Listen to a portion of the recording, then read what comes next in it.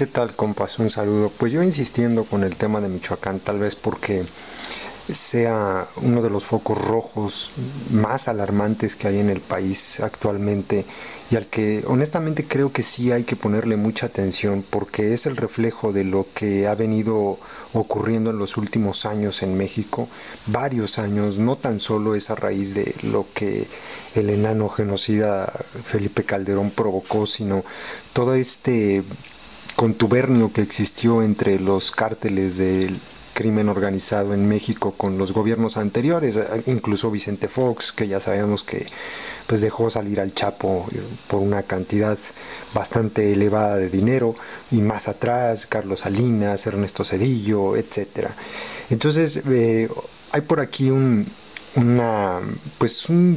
documento anónimo de una persona que está narrando, es una persona de Michoacán, que está narrando cómo es que vivió desde el principio este crecimiento desmesurado del crimen organizado en el estado de Michoacán. Júzguenlo ustedes, se los coloco en el video para irlo leyendo. Soy Manolo y lo de Michoacán inició en 2001, cuando la entonces procuradora del estado Lucila Ortega Pallares, tras el secuestro y muerte de su padre perpetrado por Roberto Valencia Barragán, el líder de un grupo criminal autodenominado Los Alacranes, que operaba en Santa Rosa, Michoacán. Ellos eran los amos y señores del crimen en ese lugar. El Alacrán estaba casado con Alicia Oseguera, vinculada con gente del cártel de Sinaloa, como Néstor Hernández Oseguera, hermano de Julio Hernández Oseguera, hermano de Inés Hernández Oseguera, la examante de Armando Valencia Cornelio, con quien procreó un hijo, el hoy conocido cantante de banda Julián Álvarez, conocido hijo del supuesto líder del llamado Cártel del Milenio, tan beneficiado en el sexenio de Vicente Fox, pudiéndose corroborar lo anterior con las acusaciones vertidas contra la exmujer de Lilian de la Concha, señalada por autoridades americanas de ser lavadora de dicha organización delictiva. La persona identificada como Manolo mostró su credencial de lector y mostró su máxima posesión, una laptop donde hay un sinnúmero de información sobre los halcones y pistoleros que asolan la región. Manolo, durante la entrevista, se mantiene a la expectativa, solicitando no mostrar el rostro por razones obvias y quien promete proporcionar más información en conversaciones posteriores. Prosiguiendo con su relato, Manolo refiere que la entonces procuradora Arteaga Pallares, al tomar posesión del cargo, permitió el ingreso del grupo criminal La Compañía, entre paréntesis Los Zetas, quienes, invitados por sus homólogos, los michoacanos, buscaban expulsar a los sinaloenses beneficiados por los sexenios panistas. De acuerdo con Manolo, la entonces procuradora permitió que en abril de 2003 la compañía eliminara a Roberto Valencia Barragán, el Alacrán, quien murió junto con 5 integrantes de su familia, emboscados por 15 gatilleros que se hicieron pasar por agentes federales y masacraron a la familia tras asistir a una pelea de gallos en Jicalán, municipio de Uruapan. Por tal motivo, al tomar cargo como Procuradora General del Estado en la administración de Lázaro Cárdenas Batel, permitió la entrada como venganza del grupo criminal La Compañía, entre paréntesis Los Zetas, grupo criminal liderado por Carlos Rosales, el Tísico, quien tenía como contacto con las autoridades a un sujeto apodado La Bugambilia, propietario de una gasolinera en Los Reyes, Jacona, poco antes de llegar a Tinguindín.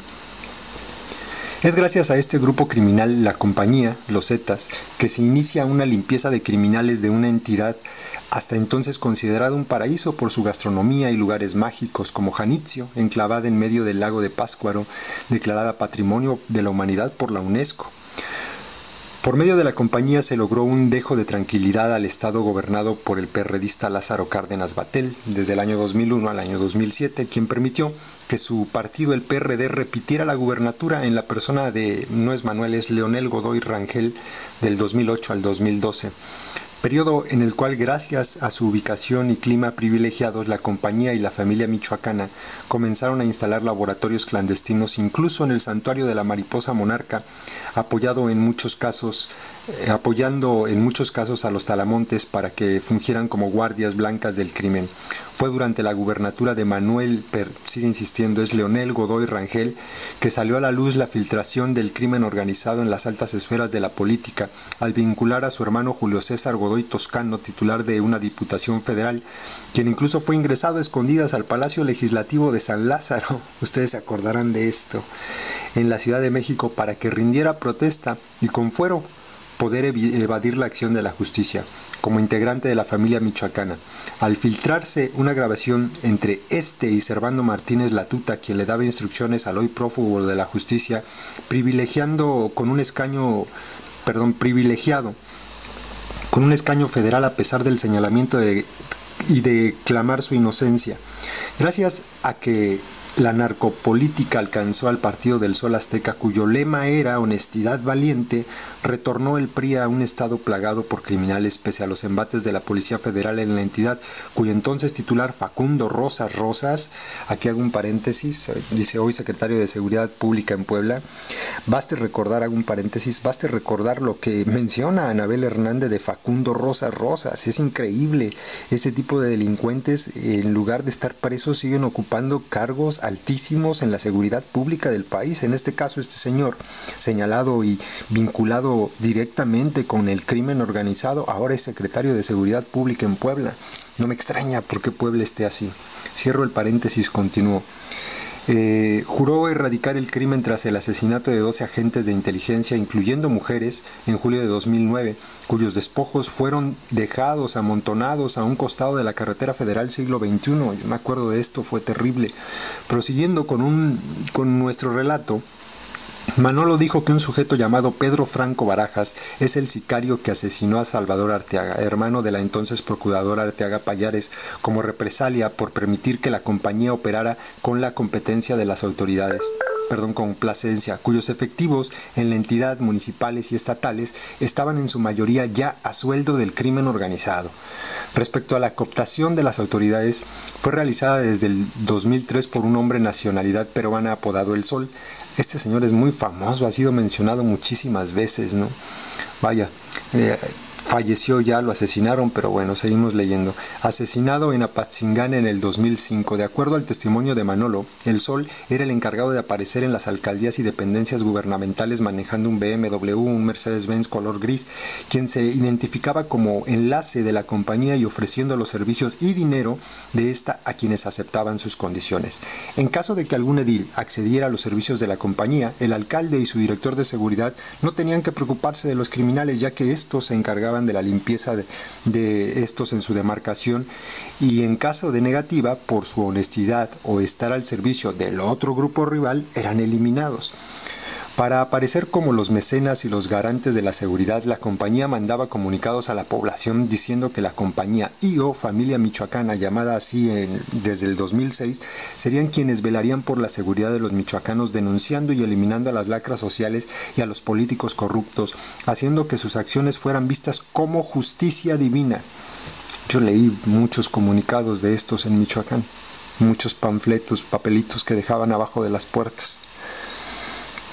Continuó. El Sol, buscando cooptar a los líderes de la región, se relacionaba con las altas esferas michoacanas haciéndose pasar por empresario, sacando a relucir los dólares mismos que distribuía a raudales hasta su muerte, paradójicamente por los Zetas, tras la escisión de estos con sus otrora socios.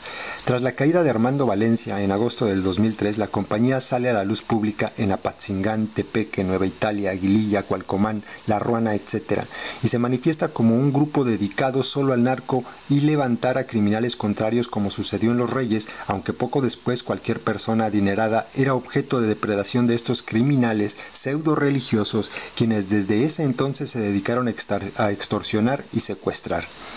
Tal es la importancia del Estado para el cártel de Sinaloa que en marzo del 2011 el mismo Joaquín Archibaldo Guzmán Loera, uno de los 100 hombres más poderosos de la orbe, rankeado en el puesto 67, nada mal para ser nacido de la pobreza, el Chapo, acudió a una narcocumbre celebrada en Los Reyes, Michoacán, donde se reunió con gente de la familia michoacana con el objeto de brindar su ayuda para expulsar a los Zetas y afianzarse en el Estado.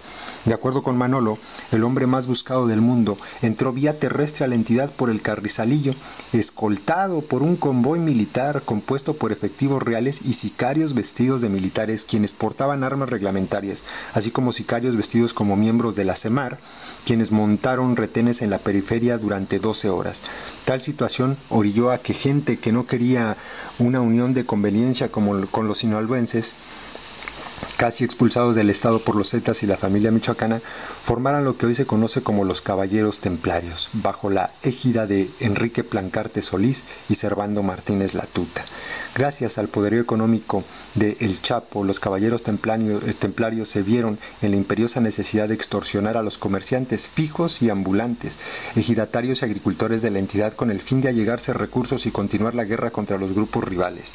Es por ello que comenzaron a presionar a la población, quien, harta de sus extorsiones, cobro de piso e hipocresías de ediles al servicio del narco, comenzaron a armarse ante la inoperancia de las autoridades lideradas por el entonces encargado del despacho del Ejecutivo, Jesús Reina, señalado de ser templario, acusación de José Manuel Mireles del Consejo Ciudadano de Autodefensas de Tepalcatepec. De acuerdo a lo vertido por informes de la inteligencia, el CISEN y la PGR, las policías municipales están operando como brazo armado, en su mayoría del crimen organizado, siendo estos los encargados de realizar los levantones, siendo prueba de ello la deserción de 55 municipales, de un estado de fuerza de 195, de Lázaro Cárdenas, quienes no se presentaron el pasado 7 de noviembre a exámenes de control de confianza tras la toma del puerto por parte de las autoridades federales. El rostro de Manolo denota cansancio, fastidio de ver cómo se está desmoronando su estado, lo cual es una radiografía de lo que puede ocurrir en el resto del país ante la corrupción de las autoridades encargadas de velar por nuestra seguridad. No hay nada peor que una autoridad corrupta, dice Manolo. Agrega que un tanto melancólico, los narcos por lo menos están fuera de la ley y se comportan como lo que son, como criminales, pero un funcionario que dice que está del lado de la ley y protege a los criminales no tiene perdón de Dios.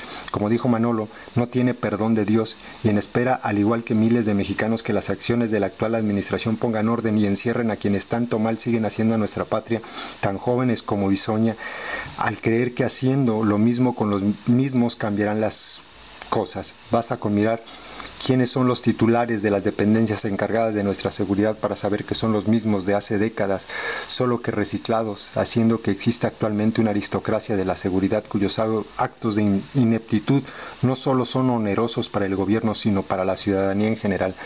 Basta de simulaciones, es hora de actuar, porque el mañana nos alcanzó.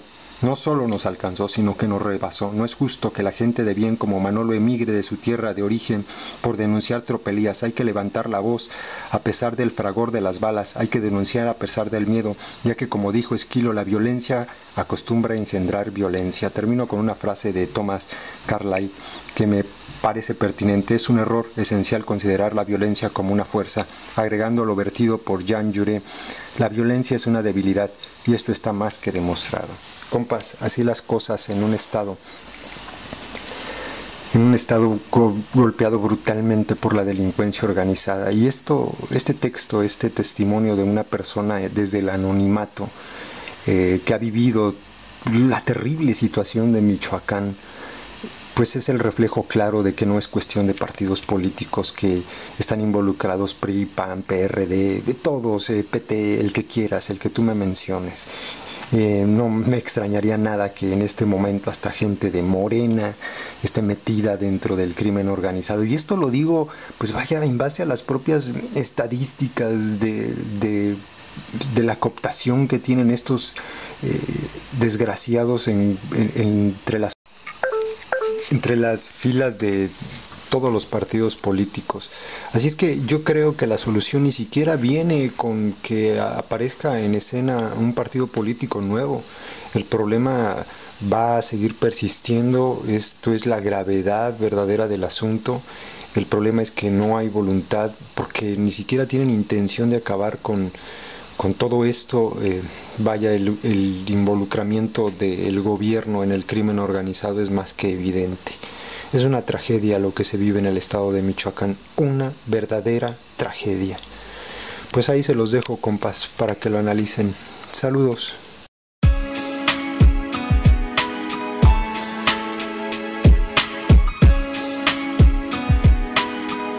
Yo no voté por ti. Yo no voté por ti. yo sí tengo memoria.